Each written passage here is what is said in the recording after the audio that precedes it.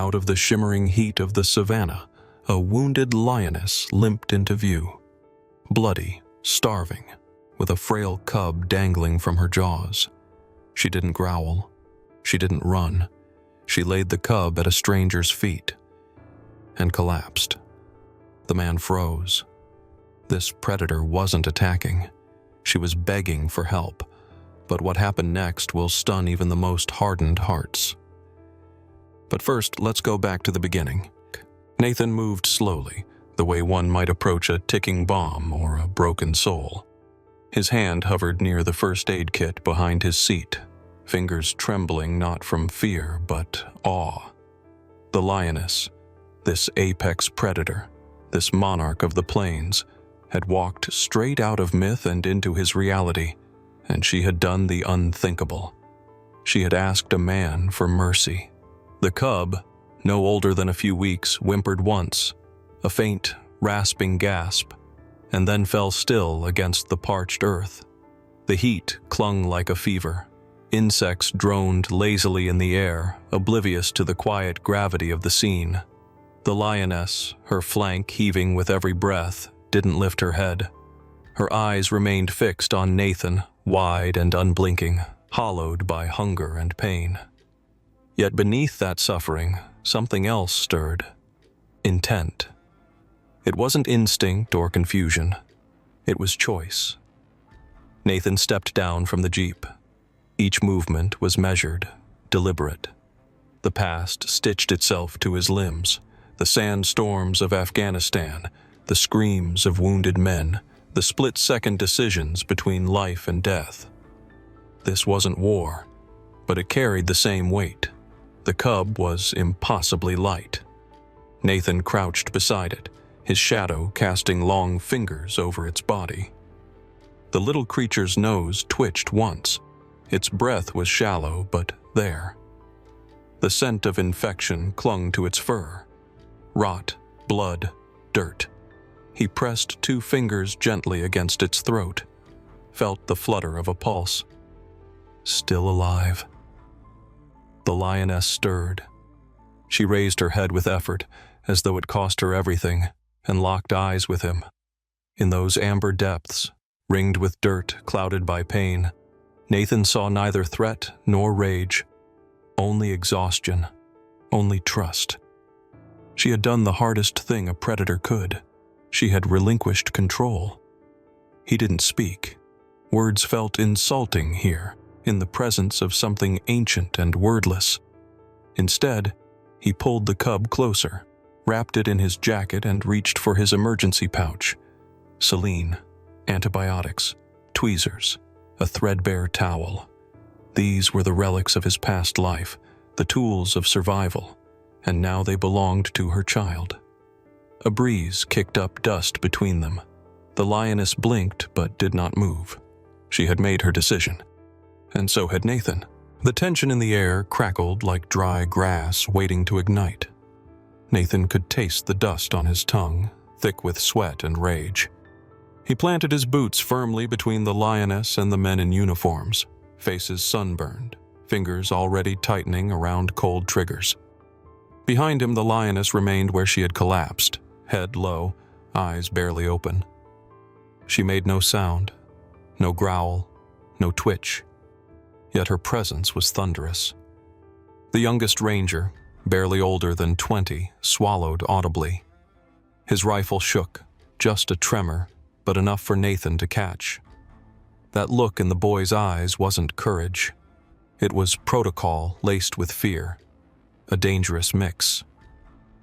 "She's not dying for your paperwork," Nathan said, voice low and unwavering. "She's done nothing but lie here, injured, unmoving. She brought me her cub. Look at her. Really look." One of the older rangers scoffed. "You think that means anything? It's still a lion. It'll gut you the second it can stand." "She had that chance already," Nathan replied, gesturing to the first aid kit, still open, bloodied. "I treated her wounds. I touched her cub. I sat beside her through the night. She's not your monster. She's a mother." The oldest ranger, a man with a broad chest and a sun-split hat, squinted at Nathan. "And if you're wrong?" Nathan's voice cracked, not from doubt, but from everything else. "Then I'll die knowing I wasn't." Silence. Even the cicadas paused. The cub whimpered behind him, a high, hoarse sound like a breath being torn in half. The lioness flinched, tried to rise, failed. One paw scraped the earth, but her body refused to follow. Still, her head lifted slightly, ears twitching in the direction of the sound, as if she too were begging them to see the child before the claws. "She's got nothing left," Nathan whispered, almost to himself. "But she didn't hide. She didn't run. She came to us. That means something. That has to mean something." For a moment, no one moved. Dust spun lazily through the air between them. And then the commanding ranger lowered his rifle by a fraction, barely enough to notice, but enough to shift the current. Nathan didn't lower his body. He was no longer just protecting a lioness. He was protecting a line, one that divided fear from compassion, instinct from understanding, and rules from what was right. The wind whipped across the open veldt, dragging dry leaves and unresolved tensions through the tall grass. Cameras buzzed like flies, their lenses unblinking, their operators silent, caught between spectacle and moral crisis. Nathan stood in the eye of the storm, not trembling, but unraveling. His words, hoarse and worn, spilled from a place untouched by time, grief that never healed, a promise forged in a hospital corridor, lit by the beeping of heart monitors and the fading scent of baby shampoo. "She died in my arms," he told them, not as a plea, but as a confession. "And I swore to whatever was listening, that if I ever had the chance to spare someone else that pain, I would. I don't care if she walks on 4 legs. This is still a mother trying to save her child." The camera zoomed in, catching every twitch of his jaw, every shimmer in his eyes. The lioness lay behind him like a fallen statue, silent and monumental. Her ribs rose and fell with slow defiance. The cub, Chance, nestled against her side, twitching in a dream or fever. The sun turned everything amber, like a memorial already etched in bronze. Debate flared across digital frontiers. Clips of Nathan's standoff flooded timelines and news feeds, set to elegiac music or overlaid with pulsing headlines. He stood alone. She asked for mercy. The promise of a father kept. The footage became more than viral. It became testament. Celebrities tweeted. Wildlife activists mobilized. A retired marine biologist in Nairobi called it a moment that redefines interspecies empathy. Crowdfunding surged. Overnight, what was almost a mercy killing became a mercy movement. Still, opposition boiled under the surface. Conservationists whispered of dangerous precedents. Villagers posted grainy photos of livestock mauled just weeks prior, invoking fear over sentiment.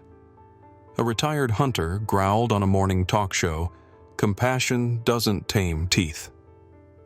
Nathan didn't answer the noise. He worked, coordinated with sanctuaries, spoke quietly with officials, spent long nights reading reports on lion stress responses and immune compromise. He stayed close, not to win, but to witness. And when the gates of the sanctuary finally opened months later, and Chance, no longer a hushed heartbeat but a bounding blur of life, threw himself against the fence in recognition, it was not a reunion. It was a reckoning.